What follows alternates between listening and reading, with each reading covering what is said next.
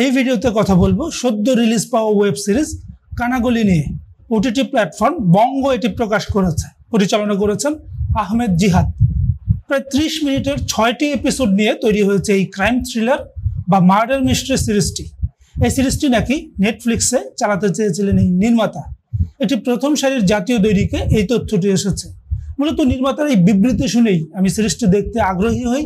কি এমন আছে এই সিরিজের চিত্রনাট্যে, কোথায় এত আত্মবিশ্বাস পেলেন নির্মাতা? আর বঙ্গতে যখন রিলিজ হয়েছে তখন নিশ্চয়ই একেবারে সময় নষ্ট হবে না। এই সমস্ত ভেবেই কানাগলি সিরিজটি দেখতে বসি। সিরিজটি কেমন লাগলো তা বলার আগে দুই কথায় এর গল্পটি বলে নেই।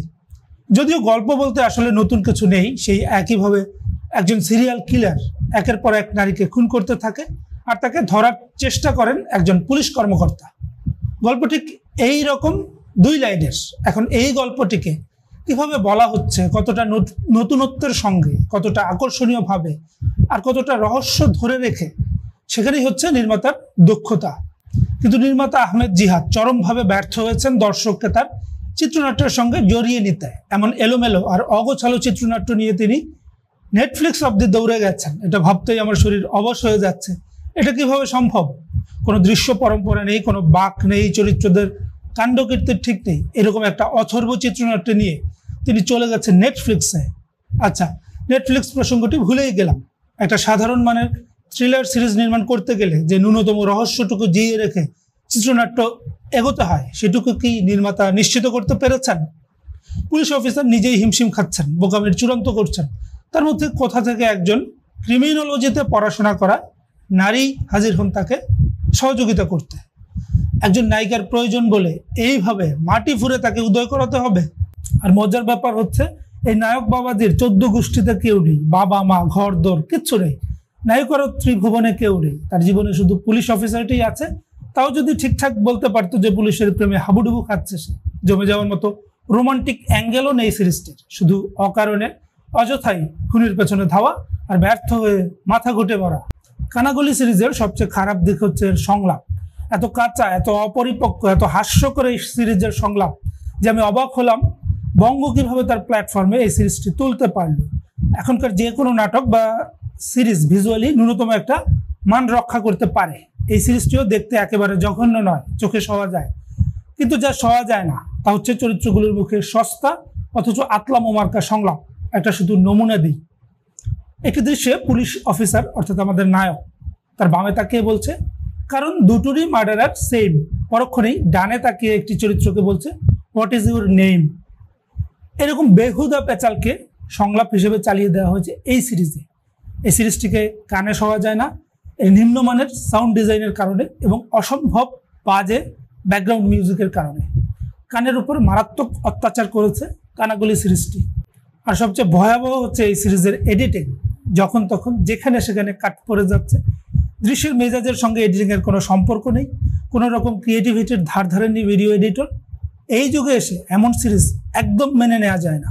পুলিশ অফিসার অর্থাৎ প্রধান পুরুষ চরিত্র, তার সহযোগী উড়ে এসে জুড়ে বসা থ্রিলার লেখক অর্থাৎ প্রধান নারী চরিত্র, তদন্ত টিমের পুলিশ চরিত্রগুলো, বসের চরিত্র, খুন হয়ে যাওয়ার নারী চরিত্রগুলো, সন্দেহভাজন পরিচালক ও স্ক্রিপ্ট লেখকের চরিত্র, এগুলোর একটি চরিত্রকেও সৃষ্টির লেখক চিত্রনাট্যে প্রতিষ্ঠিত করতে পারেননি। সিরিজের প্রত্যেকটি চরিত্রের মধ্যে বিশ্বাসযোগ্যতার অভাব ছিল প্রচণ্ড।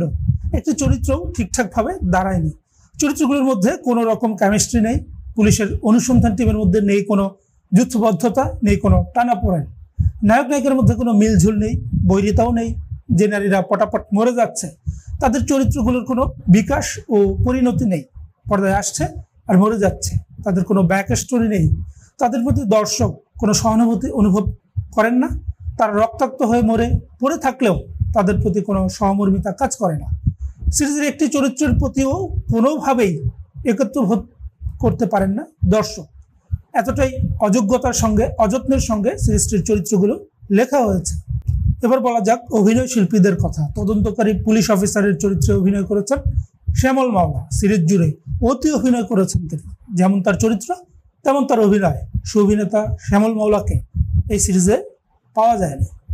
থ্রিলার লেখকের ভূমিকায় অভিনয় করেছেন আয়েশা খান। এই চরিত্রে অভিনয় করতে রাজি হওয়াটাই ছিল তার বোকামি। হয়তো তিনি ভেবেছেন অর্থহীন চরিত্রেও ফাটিয়ে অভিনয় করে বুঝিয়ে দেবেন কত উঁচু দরের অভিনেত্রী তিনি, কিন্তু পর্দায় সেটা করে দেখাতে পারেননি। লুৎফর রহমান জর্জ, একে আজাদ সেতু, নওশাবা আহমেদ, আবু হুরায়রা তানভীর, নাজিবা বাশার, তারা কেন এই সিরিজ করতে রাজি হলেন আমি বুঝতে পারছি না। চিত্রনাট্যে তাদের কারো কিছু করার ছিল না, পুরো সিরিজটিকে তবে ব্যর্থ। এক মুহূর্তের জন্য কি ভালো লাগেনি? ভালো লেগেছে। সিরিয়াল কিলারের ব্যাক স্টোরিটুকু মোটামুটিভাবে যত্ন নিয়ে লেখা হয়েছে এবং চিত্রায়ন করা হয়েছে। এটা কেবল একটা এপিসোড, আর বাকি এপিসোডগুলোতে পরিচালক যে অদক্ষতার পরিচয় দিয়েছেন তা বলার মতো নয়। এই মানের সিরিজ যত কম হবে ততই ভালো।